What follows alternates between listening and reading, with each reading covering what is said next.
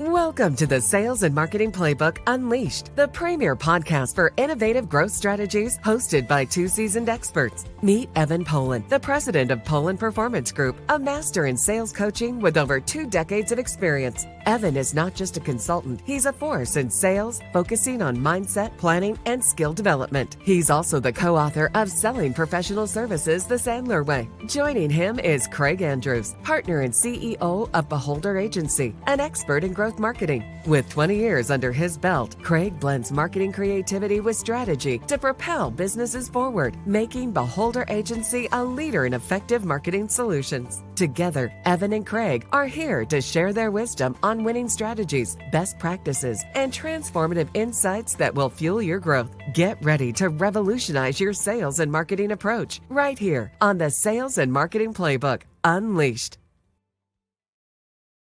And welcome to the Sales and Marketing Playbook Unleashed. I am Craig Andrews, one of your co-hosts, and my partner in crime. No. Nope. Well, yes, I am your partner in crime, but yeah, you weren't pointing the right way for those viewing at home. Right. We didn't coordinate before the show started, so I was kind of like, wait, which way are we at with this technology? I don't know. Anyway, how are you doing today, Evan? I'm doing very well. How about yourself, Craig? Not too bad. I'm excited because, I've been out in the world using your sales process, out there talking to people. And one of the big questions everybody hits us with is ROI. But before we get started with that, why don't you tell everybody who you are and why you are great at what you do?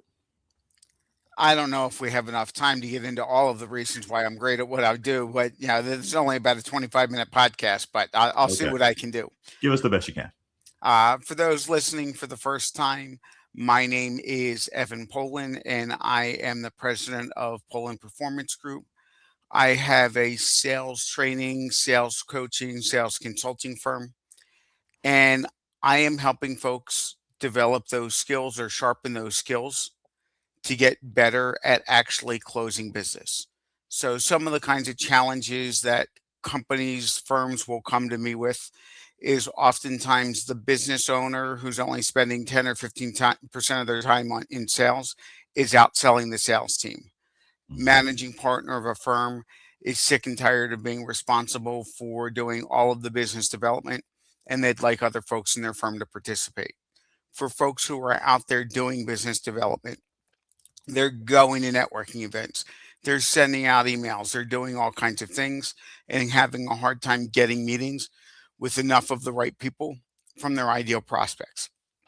Folks are out there having lots of meetings, doing lots of free consulting, and not enough of those things are converting into new business. Or if they are converting, the sales cycle is taking forever, their margins are too thin, and they're not quite sure what to do about it. And there's a lot of folks who I help who have been in business for a long time, do great work, and just aren't getting the referrals and introductions they know they should be getting from their clients, and they're not quite sure why, not quite sure what that disconnect is.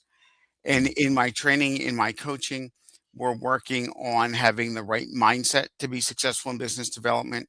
We're focusing on developing that plan, and we'll probably talk about components of that today. And then we're really helping to give people those consultative selling skills that most people never learned in school. So they can be out there and really come across as true business advisors for their clients and really help to qualify or disqualify their opportunities as quickly as possible. So, Craig, why don't you tell everybody a little bit about yourself and a little bit about Beholder Agency? Sure. So Craig Andrews, CEO of Beholder Agency, and we are a growth marketing firm. To put it plainly, we help businesses connect their brand, their digital presence, and their lead generation into one clear system designed to produce measurable results. Now, on top of what Evan mentioned, we're kind of the other side of the coin when it comes to business growth, right? So ultimately, we work with clients who are frustrated with their marketing, or they hate marketing altogether and they just don't want to handle it. That's where we come in, because in a lot of cases, what happens is that most business owners are unaware or afraid or kind of what their marketing is doing, or it's off the handles and they're not sure what's happening. So what we do is we built it into one clear system that we can monitor with the clients and move them along into measurable results. I think that this works perfectly into what our topic is today, which is how to measure ROI between sales and marketing. Okay.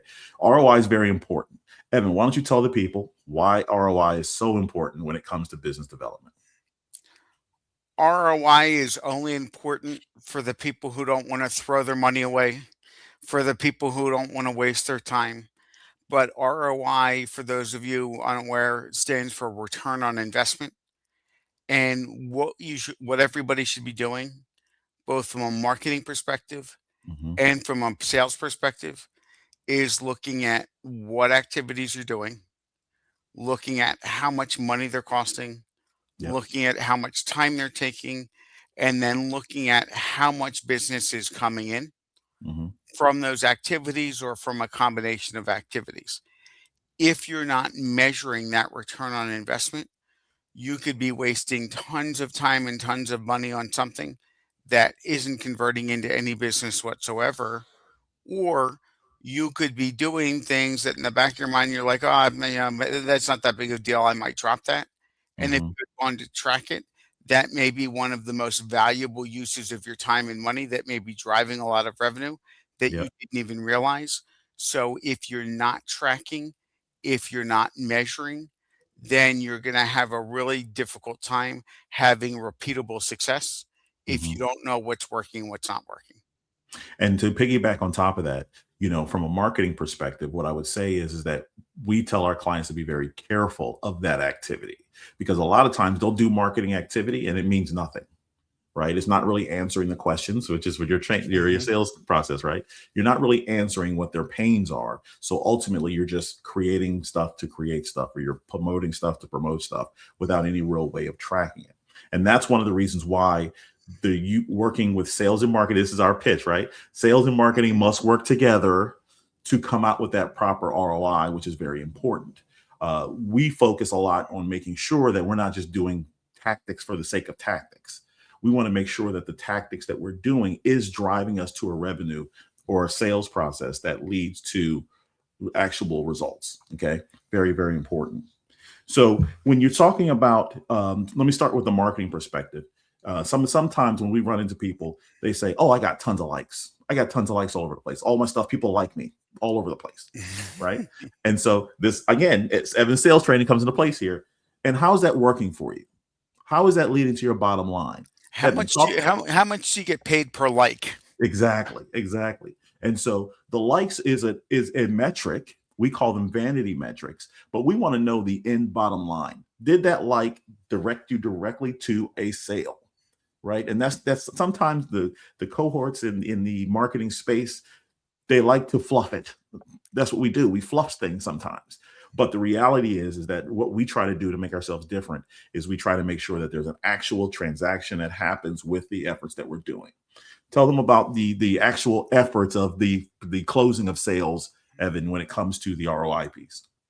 So with the ROI piece, fortunately on my end from a sales perspective, it's a lot easier to track Hmm. in terms of being able to see, okay, what activity are you doing? Hmm. How many opportunities are coming from that activity? What percentage of those opportunities are closing? And then what is the average sale per close? Because the other thing, when people aren't tracking, they may be doing a certain activity that may close them lots of business, Hmm. but it may be really low margin business. Yeah. It may be really low dollar amount of business, which would mean that you may need thousands and thousands and thousands of customers just to make a little bit of money. Yep. Where there may be other things that you're doing, other organizations you're a part of, other activities that you get you in front of higher margin, more profitable opportunities. Yep. And if you don't know which is which and you don't know how you're getting there, then again, it's really difficult to duplicate those kinds of clients that you want to bring in if you don't have no idea how you got there, or you're spending so much time, money, effort doing other things Yep. that are getting you in front of things that aren't the best opportunities. Yeah. And an activity that I have done literally for the last 25 years that I would suggest, and it may be a little bit difficult for folks who do a high volume of business in terms of lots of transactions, lots of customers, But for myself, for all of my clients, they know where every single client came from. So Absolutely. in my business closed, I have it attributed to whether it's a certain activity or combination of activities. If it's referral, who's the referral from? If Hmm. it was from marketing, what kind of marketing effort? If it was from networking, where was I at? Hmm. So that I can continue to look at, okay, what are putting good opportunities in my pipeline? And are there ways to do more of that? And are there places where I'm spending a lot of time, spending a lot of money, haven't seen any real return? That I may want to stop spending that time, put those resources somewhere else because I'm just throwing good money after bad Hmm. by doing things that just aren't working. And that's kind of the foundation of everything that we do from a marketing perspective, right? So when we're talking to the audience, something that we start from a granular level is a program that Evan and I have created, which is a sales goal calculator called the Revenue Cookbook. And what I love about this program that Evan kind of started and we kind of created from a technical perspective is it makes it very clear in terms of the goals that I need to do to hit my revenue goals at the end of the year. It breaks it down between rabbit, deer, elephant in terms of the different sizes of the lifetime value of a client, and it breaks it down into how many I need to hit my revenue. The key thing about this calculator that's important to understand is you have to be realistic, right? I had a client come in and we introduced it to them and they go, "Oh, I want to make $3 million a year." Okay. And they I'm gonna did 30,000 the previous year. exactly. I said, let's be realistic here. Let's keep it real. Let's just improve upon that and improve year after year. So what I'll do is I'll make sure I put the link in that to the description of this video, so that way you guys can kind of take a look at Right. it. And the reason for that revenue calculator, Craig, I'll tell you something I get all the time. I don't know if you get the same thing. Mhm. I will ask a client how much revenue they want to do, how much business they want to do, and they'll randomly pick a number, like like that one client you mentioned, 3 million. Hey, we want to do $10 million. Mhm. Great. Do you have a sense of how many clients that is and what that takes? And I get that deer in headlight looks, and it's like, Yep. well, no, I just want to do $10 million. And a lot of times people just don't realize, okay, how many clients, what is a small, mid-sized, large client worth for you? Yep. What's your closing percentage? And again, doing the numbers Yep. and having a number without having a plan behind it is only slightly better than not having a number at all. So Mhm. you really need to make sure that you're not just pulling things out of the air. Yep. That once you decide, where your what your goal is, you do your budget. You then need to make sure that you've got a actionable plan to get there, both from a marketing perspective and from a sales perspective. And where Evan uses actionable plan, I use measurable results. And they really is the same thing, right? Because what Evan and I are is that we are disruptors. Okay. We want to bring the truth through the numbers that shows you exactly how this process is working when it comes to an ROI. So a lot of times what happens is that in that proof comes a little hardship of you didn't do that before, you're doing it now. So a lot of times, especially for, excuse me, from a marketing agency, they go, what am I getting from this marketing dollars? Well, your phones are ringing. Are you answering them? So here's the key part. Here's the back part of it where Evan says you have to be accountable for the process and the measurable tactics that you have to do. We're saying answer the phone. Answer the email, please. It's Right? not that Because scary to talk to other people. but apparently it is, right? So part of what we use from an ROI perspective is that we try to measure everything. The leads that are coming in, are they more than you had before? Are they good quality leads, as Evan mentioned before? Are they good quality leads, or are they just somebody kicking tires? Right. Or Craig, I don't know if you run into this. A lot of times I'll talk to clients who are just comfortable doing certain things. I've Hmm. been a part of this association for the last 15 years. Yep. I've gone to this trade show for the last, okay, well, have you tracked what you've gotten out of it? Well, I That's right. really like going. I really like the organization. At that point, I have to have a hard conversation with them. I'm like, Yes. if you really like the organization, that's fine. I'm not telling you to stop doing it, Hmm. but it's not a prospecting activity anymore. That's You're right. going to do that for community service, for fun, for social outlets, but do not look at that as a business development activity because you haven't landed a client doing that for the last 4 years. That's right. So, That's but correct. used to it. They're comfortable. They know the people. We go every year. I don't know if you find that from a marketing perspective that people are just have been doing the same thing for such a long time that it's hard to get them to break that habit, even Mhm. if they're not developing any business out of it. I can't. I can yell that from the rooftop, Evan. Right. I think that that happens all the time. And as I mentioned before, we're disruptors. Right. We're being held to the fire of making sure they get results. And a lot of times that comfort is the burden that's stopping them from getting the more results they're looking for. And so we have that all the time. Of course, we have to find ways around making it work, but we try to rely a lot on the data to tell us what's working or not working. And a lot of times what happened is that people will not believe the data, which is a whole nother problem in itself. But Mhm. that is part of the equation of the ROI. And I think that's important for people to understand as we go through it. So let's transition here a little bit into the sales part of the ROI. Okay. What happens after a lead is generated? Lead opportunity conversions, proposal to close ratios. Let's talk about some of that, Guru. I know you know about some of that stuff. How should people be looking at ROI from a sales perspective, and if they run through your process? They should be looking at ROI through a couple different lenses. Hmm. One, they need to be looking at for the different activities they're doing. What is the value of a client coming in? Hmm. Again, Greg's mentioned it, and if we haven't fully explained it, we use a hunting analogy. Rabbits are your smaller clients, and you should have a dollar range for what that means. Yep. Deer are your mid-sized clients. Elephants are your large clients. For me personally, and when I'm tracking with my clients, I'm looking at how much value that client brings over the course of a year. So if Yep. you have a customer, but that customer is ordering 6 different times a year and they're doing it consistently, well, I'm adding the value of those 6 orders together to give Hmm. me how much that client is worth to me over the course of the year. Yep. So what I want to look at is a couple of things. I want to look at once we start to have a conversation, and again, what Craig and what Beholder is doing is all of those things to get you to have a conversation, which means answering the phone, responding to the email, picking up the phone and reaching out. What I am looking at is the rate of what percentage of initial conversations Hmm. turn into first meetings, what percentage of the first meetings turn into a qualified opportunity where it's the right kind of ideal client profile. They've Hmm. got budget, they've got problems that you can help them with.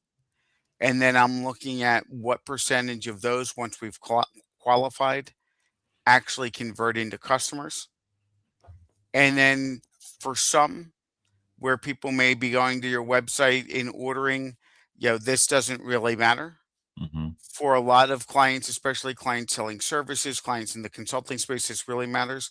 I also want to look at, okay, what's the closing percentage once they are qualified? What percentage is closing?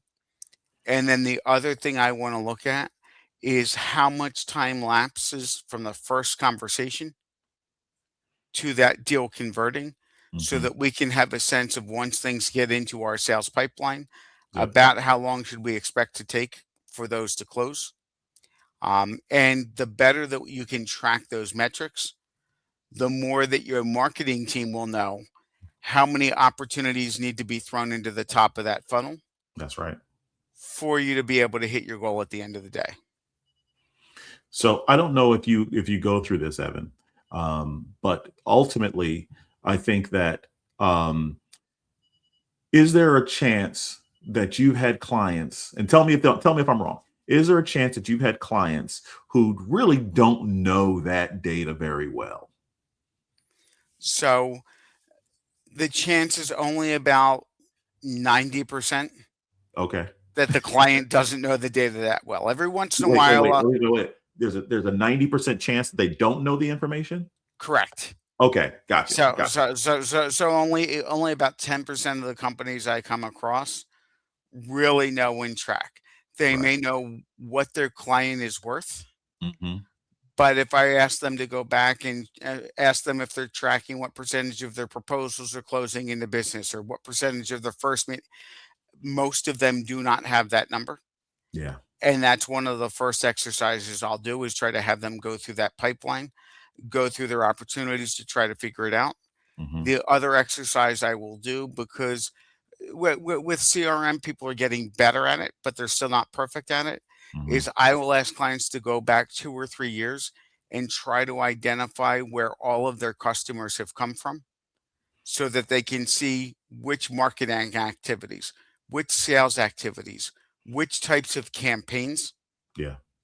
led to more leads that converted into business coming in, so Hmm. that we can again look at whether or not we can proactively do more of the stuff that works. And if we're determining that stuff isn't working at all, Hmm. can we cut that out altogether and redeploy those resources, whether those resources are money or time, to do other things that may give us a better chance of developing business? And so if it hasn't been clear on this episode, if it hasn't been clear how important the data is, and I'm going to use an analogy here. Most of us have seen the movie Moneyball, right? You all know, if you've been watching the episodes here, that I am a data guy.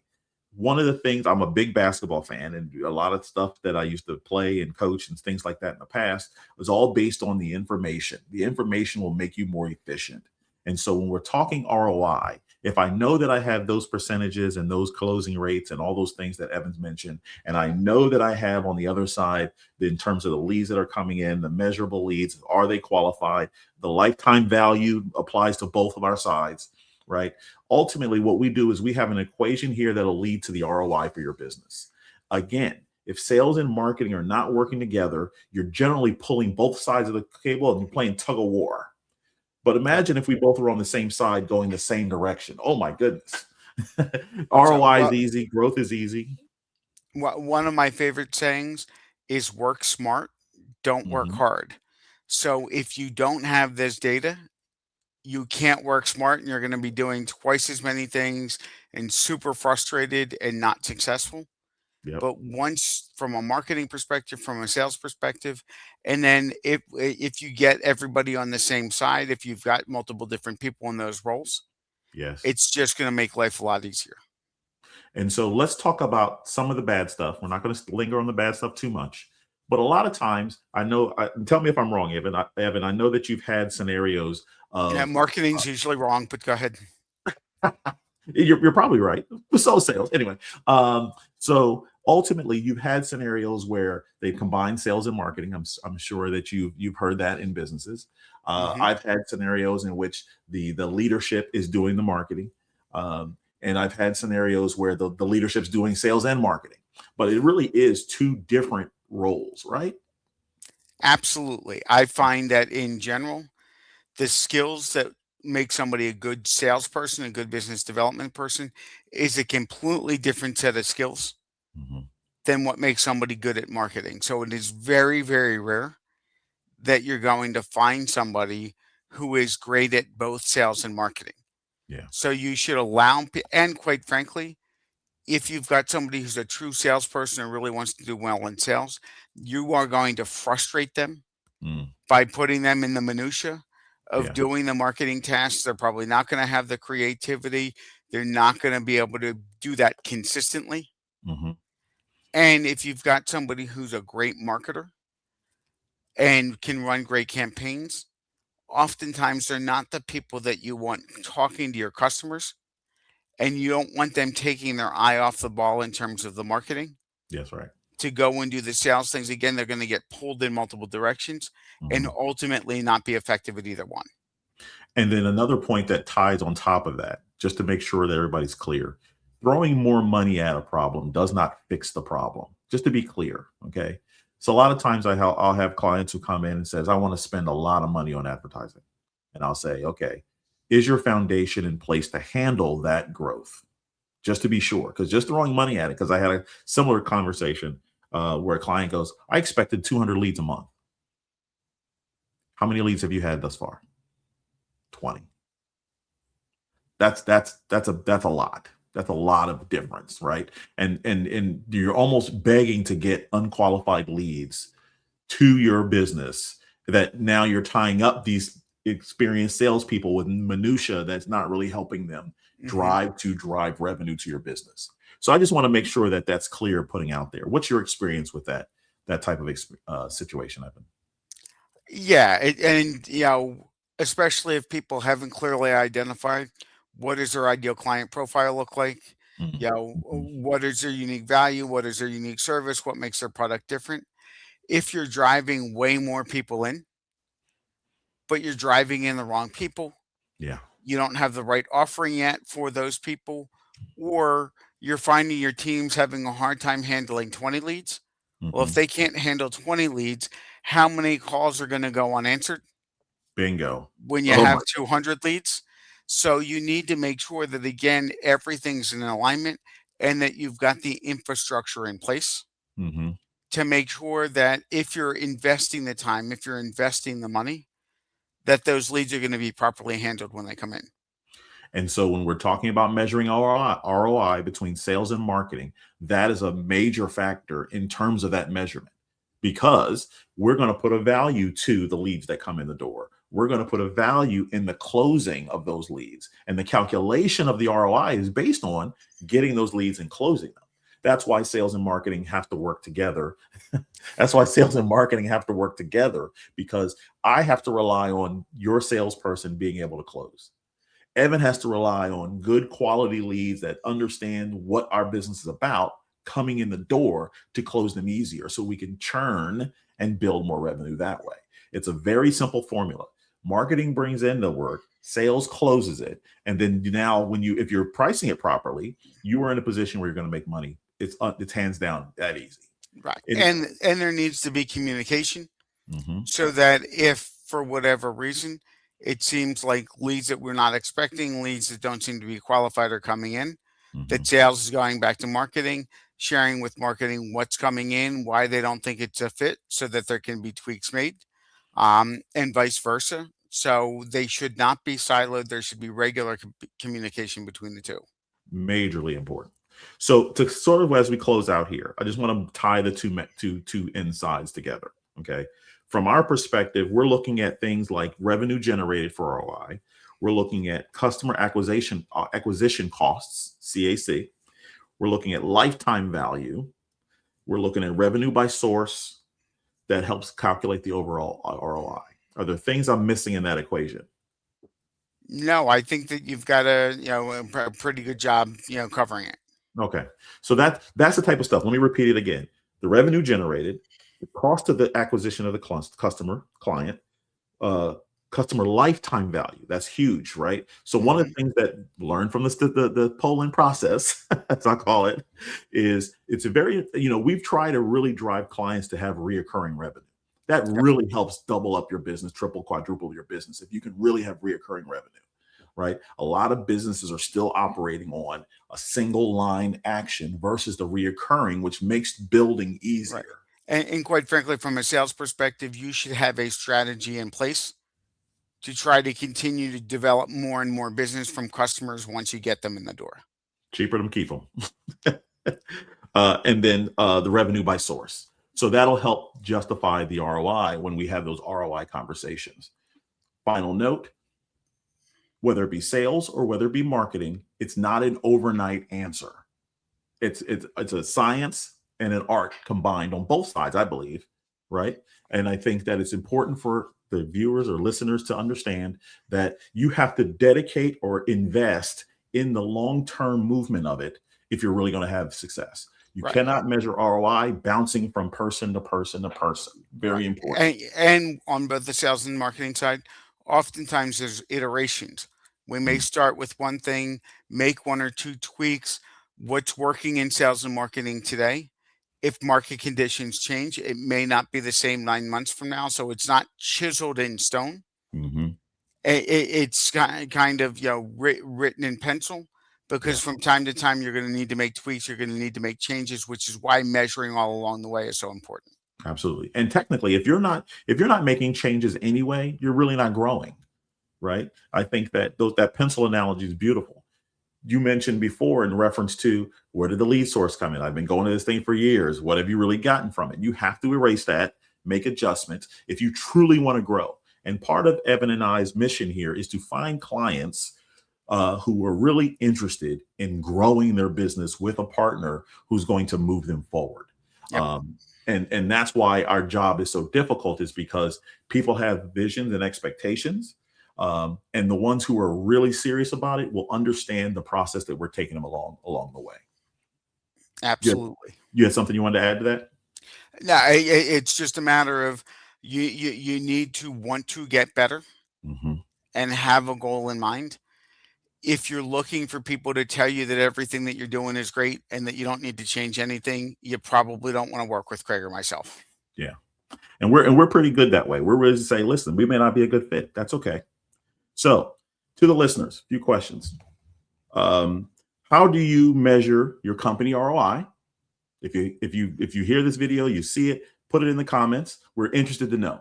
How are you measuring your ROI? And if you don't know the answer, give us a call, reach out to us. We are accessible to everybody. Okay.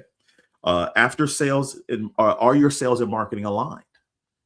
Hard question to answer, because most people say, yeah, of course they are. But are they truly?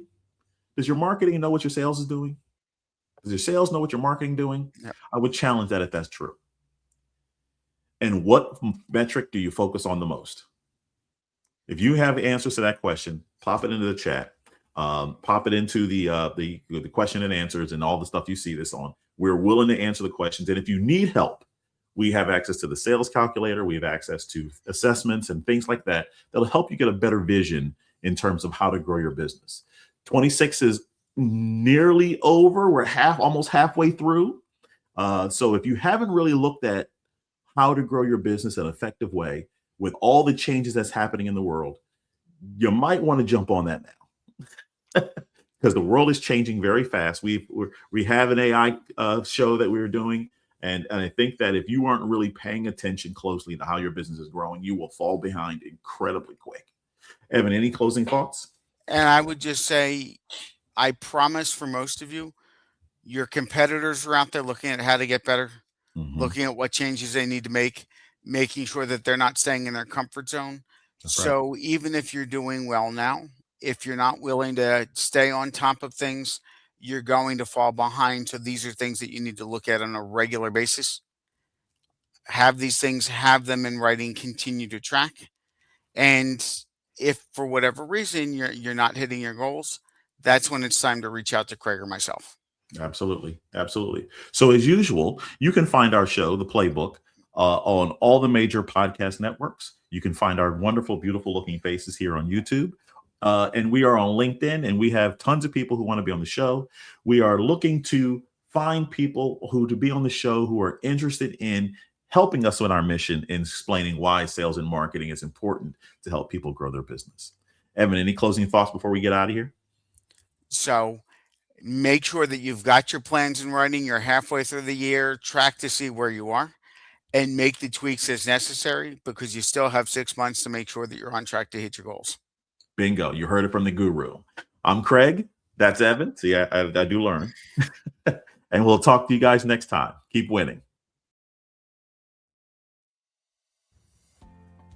Thank you for joining us on this exhilarating journey through the world of sales and marketing. Remember, the playbook is in your hands and the possibilities are limitless. Keep exploring, experimenting, and innovating, and watch as your business reaches unprecedented levels of success. Don't forget to subscribe to the Sales and Marketing Playbook Unleashed on all major podcast platforms, and follow us on YouTube, Facebook, and LinkedIn for even more exclusive content.